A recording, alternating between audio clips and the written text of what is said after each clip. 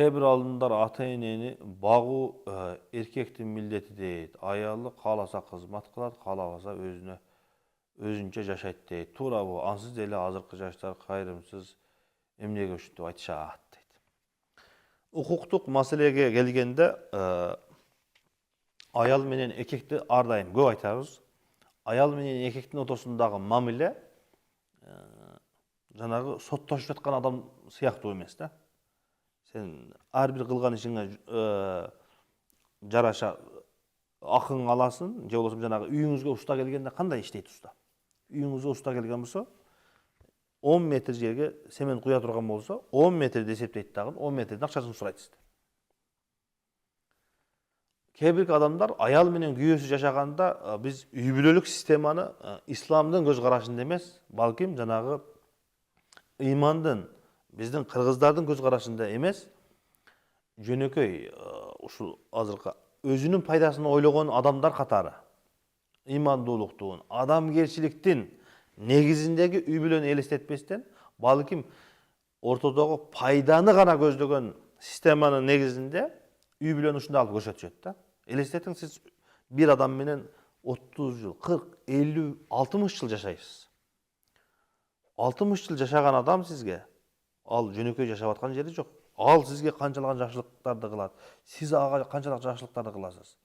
Кээ бир адамдар ар бир кылган жакшылыгын жазып, ар бирине ордунда кайтарыбын алгысы келет.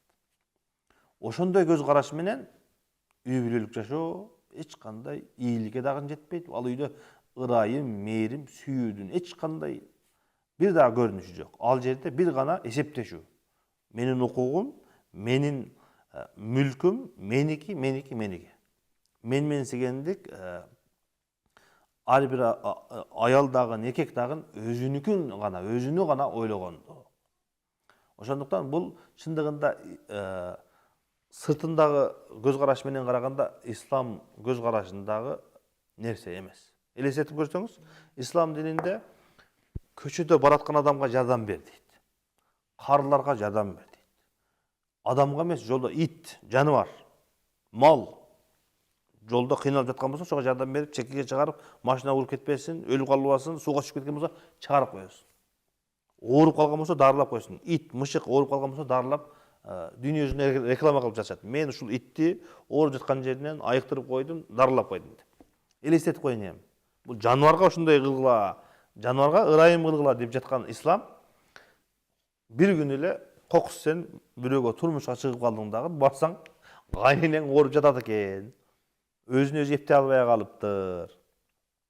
Ошол кайнененин жанагы итчелик дагы сенин көз карашыңда кадыр баркы жок. Өлсө өлө берсин, эркек күйөөң өзү келип карап алсын. Мен карабайм, мен акым эмес дегендик. Исламга дагы, акылга дагы эч кандай туура келбейт. Элестетип коюңуз, күйөөсү ошол апанын баласы ишке кетти, жумушка кетти. Барып акча таап келип, апамды багайын, ушул аялды багайын, курсагын тойгозоюн, кийимин кийгизейин, үйдө жылуу кармайын, көмүр алып келейин деп кетти. Кечинде келсе, аял айтып жатат. Апаң эртең менен тамак ичкен жок, түштө тамак ичкен жок, дараткана бара алган жок, өзүң карап ал. Сен мага пулду бергин, тамак ачып бергин, кийимди бергин, дагы бара өзүң апаңды карап ал десе. Кандай ислам, кандай адамгерчилик, кандай эч кандай акылга дагы, исламга дагы туура келбеген нерсе. Ошондуктан биздин ыймандын негизинде курулган, адамгерчиликтин негизинде курулган, исламдын негизинде курулган үй бүлөнүн системасы эч кандай мындай болбойт. Ошол аял менен күйөө бири-бирине бул дүйнөдөгү бейишке жетиштин эң чоң себепчиси, эң чоң мен үчүн шанс деп элестетет исламдын көз карашы боюнча. Пайгамбарыбыз эмне дейт? Силердин эң эркектер айтат. Силердин эң жакшыңар, үй бүлөңөргө жакшы мамиле кылганыңар дейт. Аялга айтат, сенин Аллах Тааланын ыраазычылыгы, сенин бейишке киришиң күйөөңүн ыраазычылыгында дейт.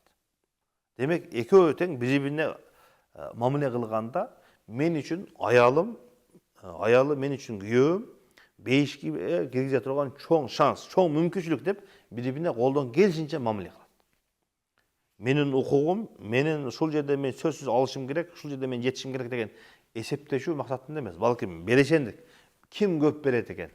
Ким көп берет экен? Ким көп жакшылык кылат экен деген негизде курулат. Ошонун негизинде көп жашайт. Ошонун негизинде туруктуу болот. Ал эми сиз айтып жаткан азыркы бул көз караштар биздин үрп адатыбызга, каада салтыбызга, ыйманыбызга, адамгерчилигибизге, исламыбызга жат көрүнүш. Ошондуктан мындай нерселерге эч кандай көңүл бурбаш керек. Устаздардын айтканды ал укуктук маселеде. Укуктук маселеде. Мен эч кандай бир эркекти элестете албайм. Азыркындай биз айткан абалдагы ата-энесине өзүнүн эртең менен кечке чейин иштеп келсе, акча таап келсе, колунда продукттарын алып келди үйгө. Кечинде келсе, аялы сен атаң менен апаң өзүң карап ал. Түштө даратканадагы барган жок. Бар өзүң барып тазалап ал деген болсо, кандай өкүнүчтүү. Эми эртеңки күн кандай болот?